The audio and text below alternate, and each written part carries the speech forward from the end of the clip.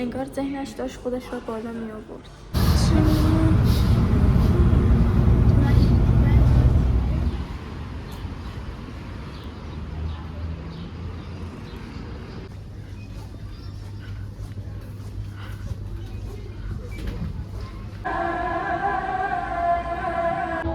سلام، به ولاگ من خوش اومدید.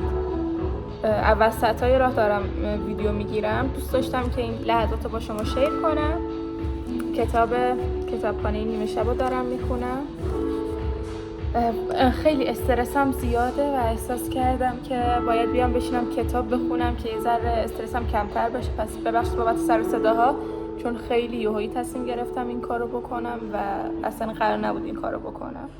الان دارم تلاش میکنم که غرق کتاب بشم و خودم رو گم کنم. پس بخونیم.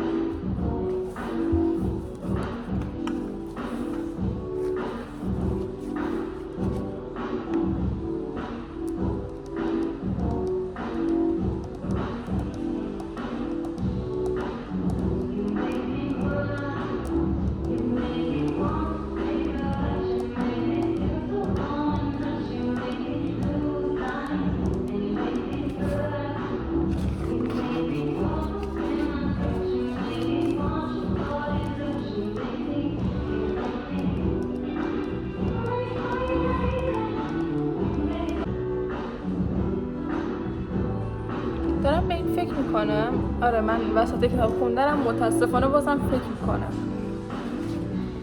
که چطور میتونم استرس رو کم کنم و تنها راهش خوردنه و من خیلی غذا خوردم. رسیدم به این قسمت که میگه نورا آنقدر از تغییر ناگهانی احساساتش در همان یک لحظه ترسید که همانطور به لبخند زدن ادامه داد. احساس میکنم یک جاهایی انقدر آوار زیاد میشه که ما واکنشامون رو از دست میدیم و این کار اصلا واکنشی نشون میدیم که مربوط به اون لحظه و اون ثانیه نیست. ما تنها کاری که میتونیم بکنیم و خیلی دردناکه.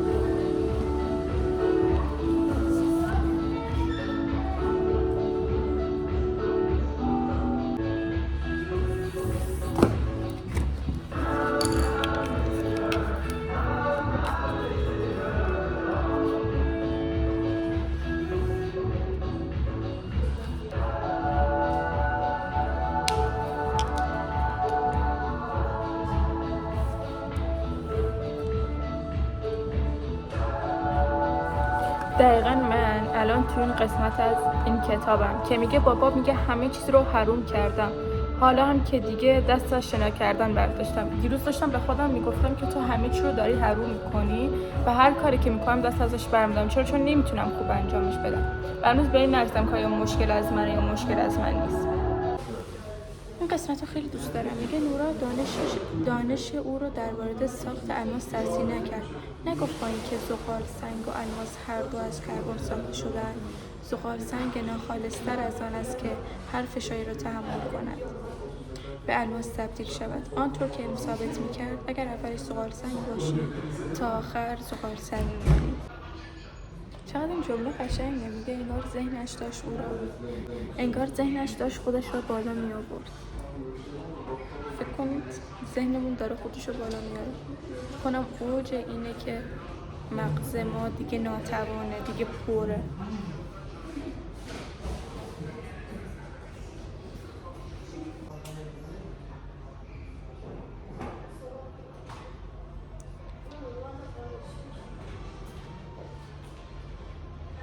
فکر کنید افسرده باشی، گربت مرده باشه، بعد میری سر کار، از کار اخراج میشی، اینطوری کنه. بعد از اون میری تو شهر قدم میزنی، از کافه‌هایی که توشون خاطره داری رو میبینی، لحظاتی رو میبینی، از خیابونایی رد میشی که توشون خندیدی، گریه کردی و میخوان که حالت بهتر بشه، افسردگیت از بین بره. نمیدونم خیلی چیز عجیبیه. الان رسیدیم به 9 ساعت قبل از اینکه تصمیم به مردن بگیره. بعد از اینکه اخراج شد و رفت تو شهر، داشت میرفت سمت خونه و به جاهایی رسید که باشون خاطره داشت. اونجایی که باباش میومد و شنا کردنشو تماشا میکرد. اون قسمت این دردناک که بزرگسالی همینه که یک روزی سوگلی خونه بودیم، یک روزی ناناز بودیم و الان رسیدیم به جایی که تو اوج آسیبا، تو اوج همه چی رها شدیم و کسی نیست که بیاد بگه اوکی من کنارت هستم، من حواسم به تو هست، میدونم الان افسردگی، میدونم فلانه، من باز اومدم که تو رو تشویق کنم، باز اومدم به تو بگم اینجا خوبی. اون قسمت دردناکی از بزرگسالی و افسردگی اینجاست.